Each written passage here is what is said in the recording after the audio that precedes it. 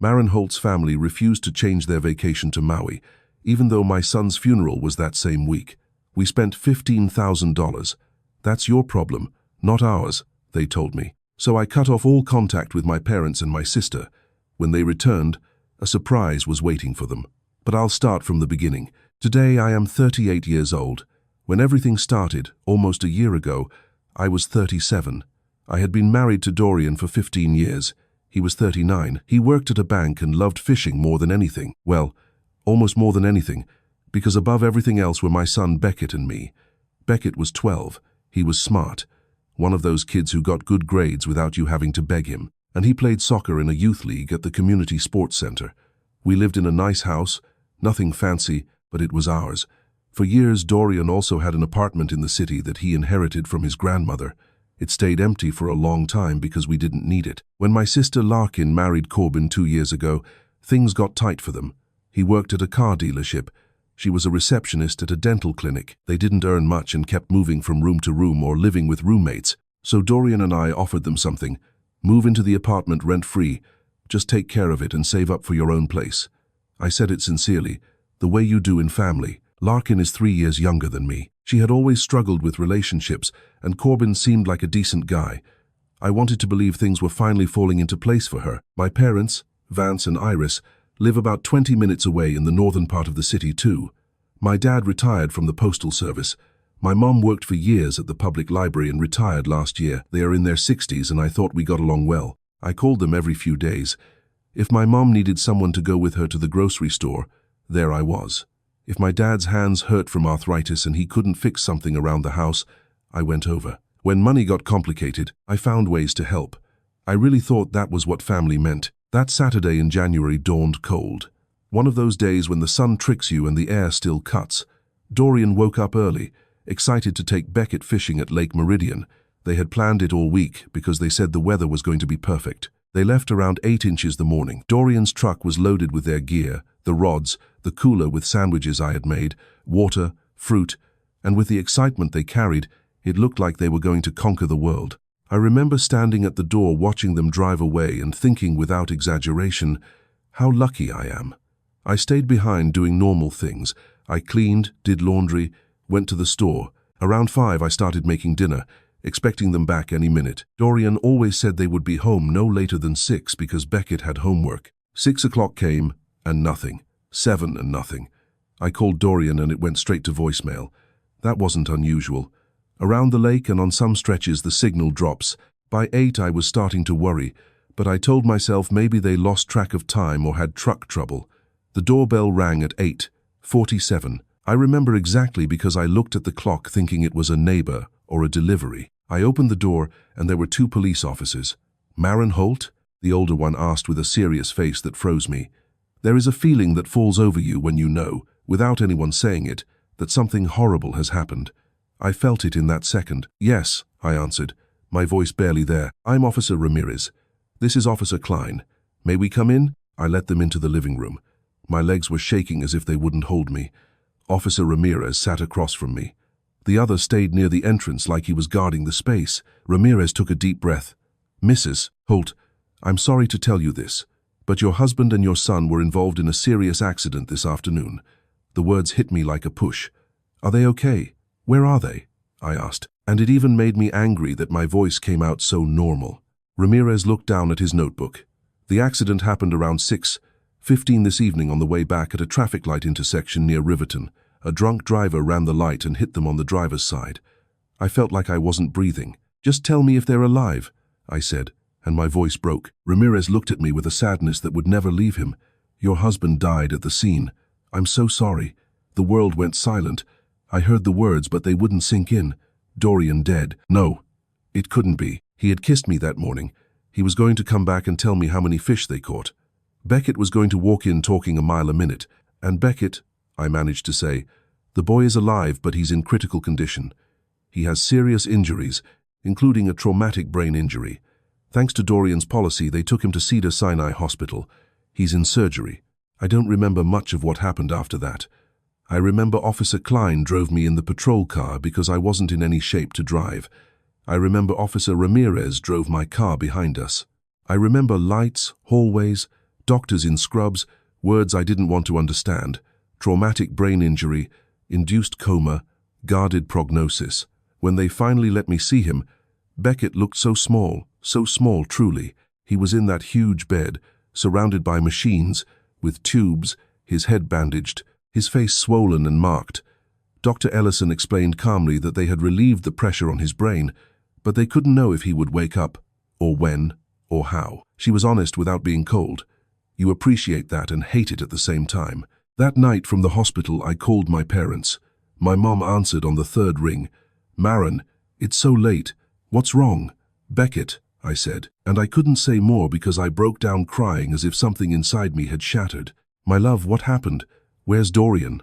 I managed. "There was an accident. Dorian, he's gone. Beckett is in a coma." There was silence, a heavy silence that hurts more than any shout. Then my mom said, "No, Maren. Oh no, we're coming right over." But they didn't arrive that moment. They showed up the next morning with tired, strange faces, like they were uncomfortable. My dad hugged me awkwardly. My mom patted my shoulder. They stayed an hour. They asked the basics. How did it happen? What did the doctor say? What happens now? And then they said they had to leave because they needed to make calls. "We'll help you with the arrangements," my mom told me.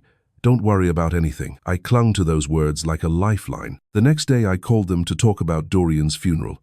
I was destroyed and still had to make decisions, and that's when I noticed something. My mom's voice was no longer the same. It sounded distant, like she was talking about a chore. "Maren, we won't be able to help with the arrangements." "What do you mean?" I asked, confused. "Larkin and Corbin are moving into Dorian's apartment this week, and we promised to help them settle in." I went blank. "But what does that have to do with anything?" "Mom, Dorian just died. His funeral is more important than helping them settle." "Of course it is," she said quickly, as if wanting to close the subject. "But we already promised, and you know how Larkin gets when plans change. We'll go to the funeral. Don't worry. Just that. We won't be able to help with the organization." I hung up and felt alone in a way I can't explain. My husband had died. My son was between life and death, and my family was worried about boxes, furniture, and not upsetting my sister. I organized Dorian's funeral alone. The funeral home, the flowers, the viewing room, the service, the casket, the cemetery. Every decision I made with my head in pieces while they were helping Larkin and Corbin move into the apartment in the city center. The service was simple. People came. They said nice things about Dorian. I listened and felt like I was watching someone else's movie. We buried him, and when it ended, my parents, Larkin and Corbin, arrived almost at the end. They stayed the minimum and left quickly, and that's when something ugly started to grow in me. It wasn't hate yet. It was like a truth settling in my head that I didn't want to see. After Dorian's death, legally everything was in my name. The house, the apartment, his accounts. Dorian had been careful with money and had a good life insurance policy. It left me stable financially. It was the only good thing in the middle of all that. I work at an accounting firm and decided to cut my hours to part-time. Money was no longer the problem. The only thing that mattered was being with Beckett. The doctor told me that sometimes, even if they don't respond, they can hear. So every day I read to him anything. Books he liked, adventure stories, even the homework the school sent because his teachers were kind and kept sending it in case he woke up. "Your teacher says you're doing great in math," I would tell him with Beckett's hand in mine. "He's saving it all for when you come back." I talked to him about weekend games, what happened at school, funny things I saw on TV. I talked about his dad, told him Dorian would be proud of him, that he was fighting with everything. But Beckett didn't respond. He breathed. His heart was stable. The machines showed numbers I learned to read like a language. And still, nothing. Not a squeeze of the hand, not a look, nothing. The doctors were kind but realistic. Brain injuries this severe rarely have a happy ending. Still, I held on. 6 months passed. My life became a routine. Work in the morning, hospital in the afternoon, nights alone in the house. Larkin and Corbin were settled in the apartment. Sometimes they called to thank me for letting them stay there. But they never asked about Beckett. Never. Not once. Not a "how is he?" or "do you need anything?" My parents visited Beckett exactly 3 times in 6 months. 3. And each visit lasted about 20 minutes before they found an excuse.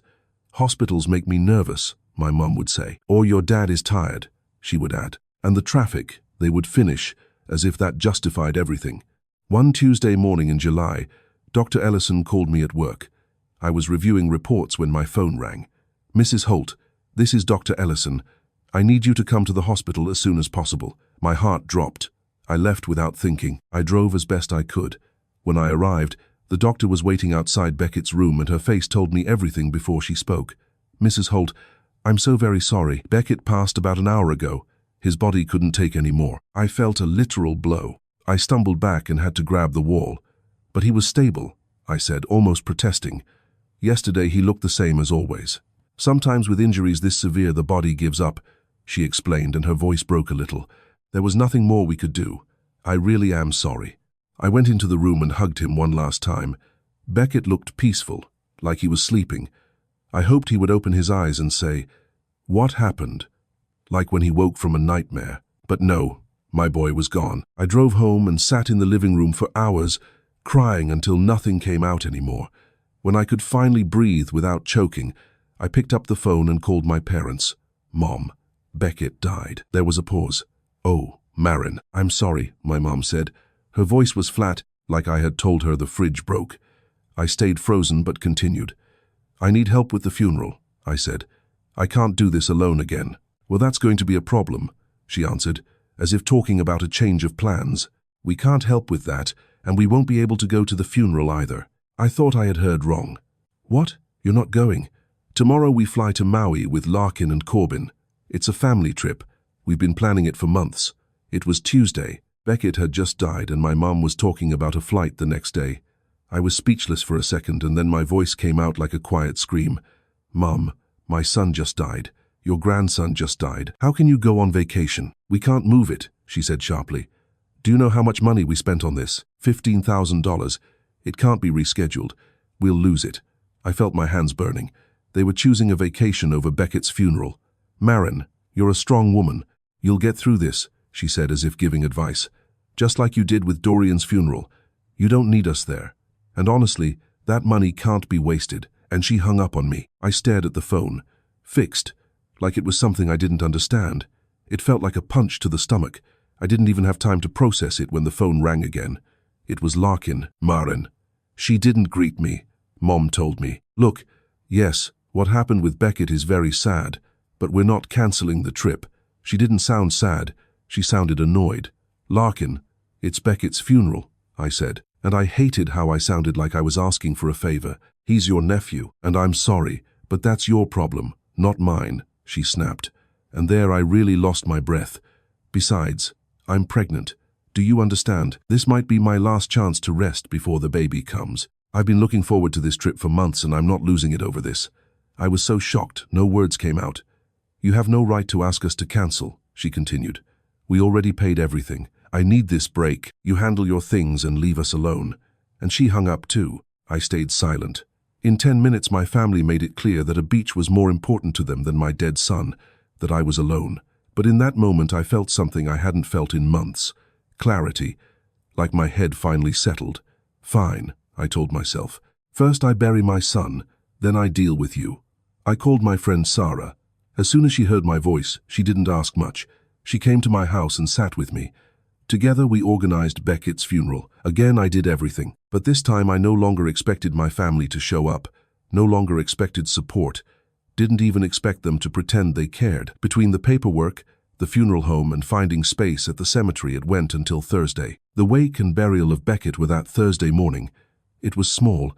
It was Sarah and me, some of Dorian's co-workers who remembered Beckett from some gathering, and his teacher, Miss Callahan, who made the trip to be there. My parents sent a wreath. They weren't even capable of delivering it themselves. It arrived with a short printed note, like a transaction. I saw it and felt more anger than comfort. The pastor spoke of the hope that Beckett was with his dad. I tried to hold on to that idea. I didn't cry in the chapel. I had already cried everything at home. At the funeral I felt a strange calm, like I was watching my life from outside. When they lowered Beckett's small casket into the ground next to Dorian's grave, I stood there thinking that my family at that moment was probably checking into a hotel with wristbands, posting photos, laughing and ordering drinks by the pool. After the burial, Sarah said she could stay with me. "Thank you," I answered, "but I need to be alone. I have things to do." And yes, I had things to do. That same day I drove to Dorian's apartment in the city center where Larkin and Corbin lived. I had the keys. It was my apartment. I inherited it, I paid for it, I decided. Before going in, I sat for a minute in the car and wrote a short email to Larkin and Corbin. I told them that from that day the permission to use the apartment was revoked and their things would be stored and delivered. I took a photo of the sent email. I took photos of the door, the meter, the living room. Not for fun, for clarity. I went in and started packing. I didn't break anything, didn't throw anything, didn't make a scene. I simply started. Clothes, shoes, books, documents, dishes, kitchen things, decorations. That horrible lamp Corbin's mom had given them, everything into boxes, bags, whatever I found. I worked in silence with a calm that surprised me. It took me about 3 hours to pack their life. While I did it, I imagined them on the beach with their phones, smiling, as if the world wasn't falling apart on the other side. I called a moving company and paid extra for them to come that same day. Then I drove to my parents' house. I also had keys there, for emergencies. I told the movers to leave everything inside, in the living room, not in the yard, not outside, inside, and to leave it in a pile, boxes and bags on top of each other. As soon as it arrived, I went back to the apartment and called a locksmith. I want to change all the locks, I said, the main one and the security one. Everything. The locksmith did it without asking too many questions. He gave me the new keys. The keys Larkin and Corbin had wouldn't work anymore. Then I went home and turned on the computer. I opened the bank app and started cancelling automatic payments. For years I had been covering things for my family, so many that I had even forgotten some. I cancelled the automatic payment for my parents' car insurance. I stopped paying that supplemental medical insurance I covered because my mom said just in case. I cancelled the Netflix account that was in my name because she never wanted to learn to put her own card, and I stopped the automatic payment I made to her card for groceries. Then I went to Larkin's cell phone plan that I had been paying since she was tight. Gone was the car help I gave her since the wedding because I wanted them to start without so much debt. The gym membership I gave her too. With every change I remembered the reason. Everything piled up. This month was heavy. You earn better. It doesn't cost you. And suddenly I realized something. I had been giving them around $50,000 a month. Every month. Almost 4 years. My phone buzzed with notifications. Larkin was posting photos from Maui on Instagram and Facebook. Larkin and Corbin on the beach, tanned, happy. My parents in a restaurant by the sea, smiling, raising glasses in a toast. Larkin captioned one photo, "Grateful to be here with my beautiful family, the one that always supports me in everything." I stared at that phrase until my eyes burned. I took screenshots of everything, every photo, every caption, not for gossip, because I wanted to remember that exact moment when I understood who they were. 3 days passed. I went to work, came back, ate dinner alone and waited. I knew they would be back soon.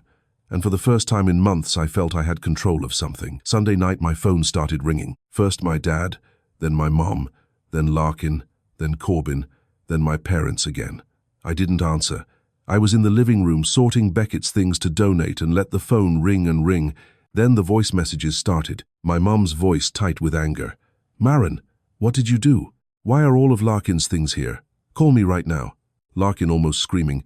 "What's wrong with you? We can't get into the apartment and our things are dumped at Mom and Dad's. Call me or I'm reporting it." Corbin trying to sound calm. "Maren, there must be a misunderstanding. Call me so we can fix it."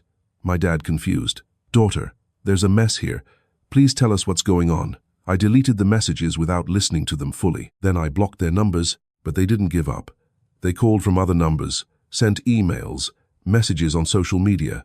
I blocked those too. Around 10 at night I heard cars pull into the driveway and footsteps, then hard knocks on my door. "Maren, open up!"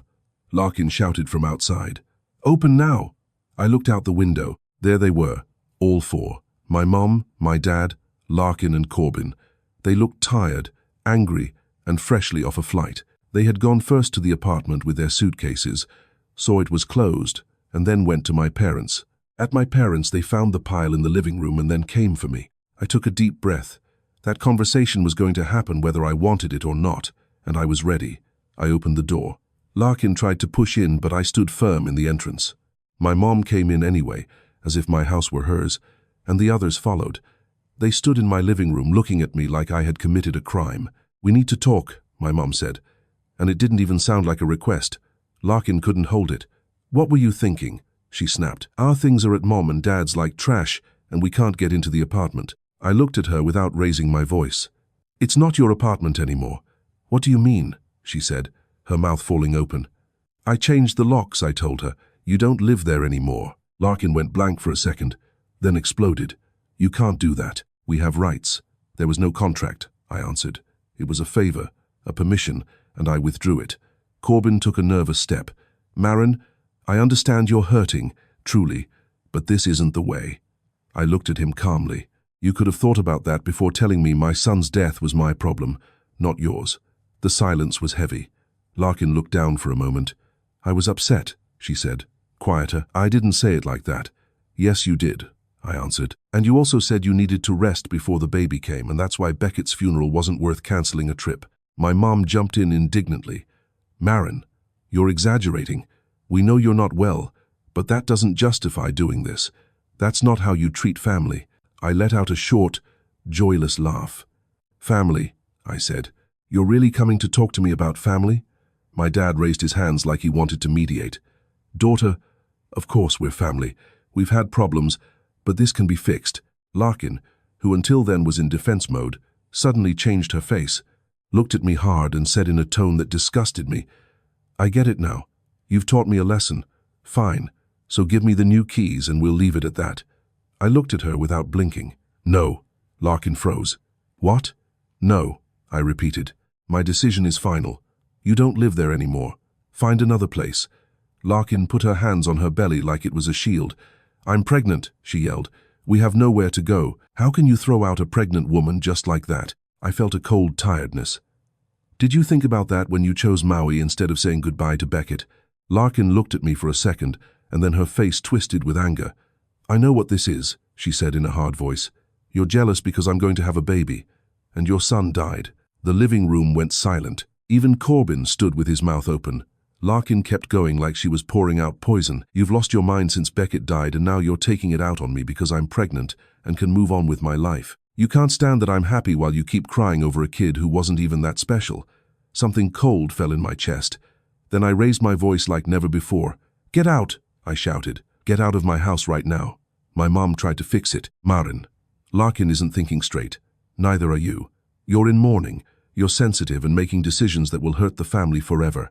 It wore off a while ago, I told her. I walked to the door and opened it wide. I'm calmer than I've been in months. And if you really think I've lost my mind, then you shouldn't be here. Leave. My mom paused for a second and then let out what really mattered to her. And the money, she said, unable to stop herself. You can't leave us like this. We count on that help. There was the truth. They didn't come to ask forgiveness. They didn't come to talk about Beckett. They came because I stopped paying them. It's done, I said. The car insurance, the medical coverage, the payments, the card, Netflix, everything. Larkin's plan, her car, her gym, all of it. My mom started to cry, really cry. She didn't cry like that when I told her Beckett died. Marin, please, we can't handle that. We're retired, it doesn't stretch. And I looked at her calmly. You went into debt to go on vacation. You paid with a card on installments. And still you told me my son's funeral was my problem. Now solve it yourselves. My dad tried to speak, but nothing came out. Solve it, I repeated, like you told me. It's your problem. They left. Larkin kept screaming outside that it was unfair, that she was going to get a lawyer, that I would regret it. My mom cried. My dad walked looking at the ground. I closed the door, locked it, and felt something I hadn't felt since before the accident. Lightness, like I had taken a weight off my body. 2 weeks passed quietly. They tried to reach me in 1,000 ways. Messages from unknown numbers, emails, letters, visits. I blocked, deleted, ignored, didn't open the door, didn't answer, until Larkin made a mistake. She posted a long text on Facebook saying I was cruel and vengeful. She said I had thrown my pregnant sister out of her home and left my parents without support just because they went on a trip. She painted herself as the victim. She painted me as someone out of her mind. Her friends started commenting indignantly. Pregnant women need support, one said. What a lack of heart, said another. But then other people started commenting. People who actually knew, known neighbors, people who were at Dorian's funeral, people who knew the story of the accident and the months in the hospital. Beckett's teacher, Miss Callahan, wrote, I was at Beckett's funeral. They weren't. And it was their grandson and nephew that lit the fuse. What do you mean they weren't there? Someone asked. Where were they? asked another, and then people started putting the pieces together. One remembered Larkin posted trip photos. Another said they saw my parents at the airport. Another asked for dates, and suddenly the poor Larkin story didn't hold up. I was reading everything with my heart pounding in my throat. I didn't want to make a spectacle, but I wasn't going to let them paint me as the villain when I had just buried my son. So I wrote one single comment. 1. Larkin, you're right that the family relationship was already damaged. It was damaged when you, Corbin, my mom and my dad chose to go on vacation to Maui instead of attending the funeral of my 2-year-old son. You told me his death was my problem, not yours, and that the trip was more important than saying goodbye to Beckett. I hope Maui was worth it. That was all. The comments exploded. People were horrified. Some apologized for going with the first version. Others confronted Larkin and my parents. Larkin deleted her post a few hours later, but it was too late. The screenshots were already circulating, and not just for gossip, for real outrage. 6 months have passed since then. I haven't spoken to any of them. First, I fixed up the apartment, put it in order, and rented it to a young couple who pay what it's really worth. Leaving it loaned out was no longer an act of love. It was allowing abuse. Then I left my job, not all at once, little by little. And yes, I started traveling, but not to show off, but because Dorian and I always talked about doing it, and there was never time. I went to Oregon, to Charleston, to Santa Fe, to the Olympic Peninsula, to the mountains of Colorado. I went to places where no one knew me, where I could breathe without feeling that everything reminded me of what I lost. I write this from a cafe in a small mountain town in Colorado. Outside it's cool and smells like rain.